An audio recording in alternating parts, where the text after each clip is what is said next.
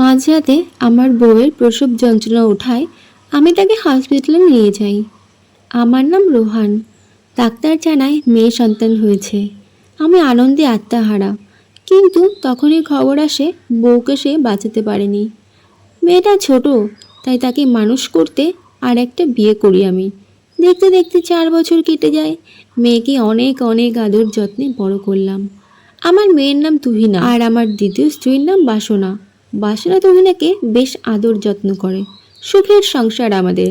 হঠাৎই আমার দ্বিতীয় বউ প্রেগনেন্ট হয়, আবারও মেয়ের সন্তান হয়। মেয়ের নাম রিহানা। একদিন আমি বাজার থেকে বাড়িতে এসে দেখি তুহিনা খুব কাঁদছে। তোমায় ছাড়া যে আমি অসহায় মা, কোথায় চলে গেলে, ফিরে এসো, এরকম বলে অনেক কাঁদছে। আমি বুঝলাম আমার বউ আমার মেয়ের সাথে অত্যাচার করে।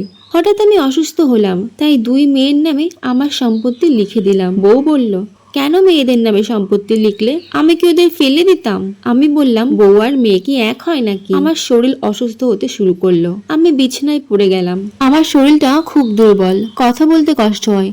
আমি দেখলাম আমার স্ত্রী আমার মেয়ে তুহিনাকে দিয়ে সব কাজ করাচ্ছে, খুব অত্যাচার করে তার ওপর। রেহানাও তুহিনাকে দুর্ছাই করে, তাকে মোটেই পছন্দ করে না সে। আমি সবটাই দেখি, কিন্তু কিছুই বলতে পারি না।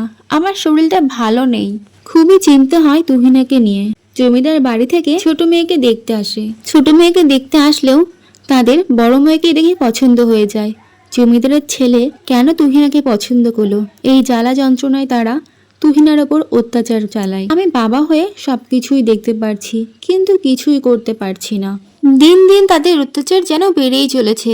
হিংসেতে রাগে তারা তুহিনার চুল কেটে দেয় আর তার সমস্ত জামা কাপড় কাঁচি দিয়ে কেটে ফেলে। খুব অপমান করে বাড়ি থেকে বের করে দেয় তাকে। সে মনের দুঃখে হাঁটতে হাঁটতে বনে গিয়ে পৌঁছায়। সেখানে গিয়ে দেখে এক বয়স্ক লোক মাটিতে পড়ে আছে। তার গায়ে অনেক ক্ষত, দুর্গন্ধ বেরোচ্ছে শরীর দিয়ে। তুহিনা জিজ্ঞেস করছে, কি হয়েছে আপনার?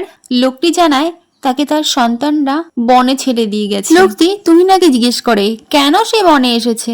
তুহিনা জানায় সৎ মায়ের অত্যাচার আর বোনের অত্যাচারে এই বনে আসতে বাধ্য হয়েছে।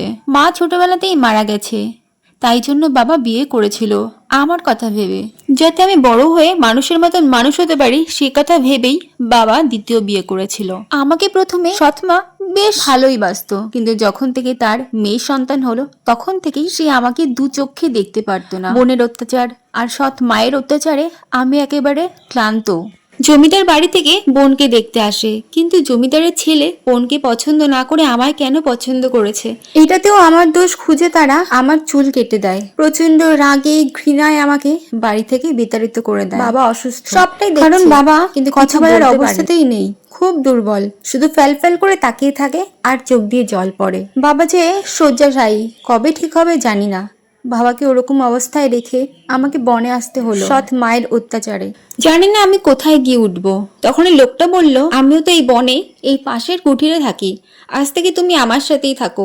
লোকটা আর তুহিনা একসাথে বসবাস করতে থাকে। তুহিনা লোকটাকে বাবা বলে ডাকতে থাকে। তারা বেশ সুখেই কুঠিরে বসবাস করছিল।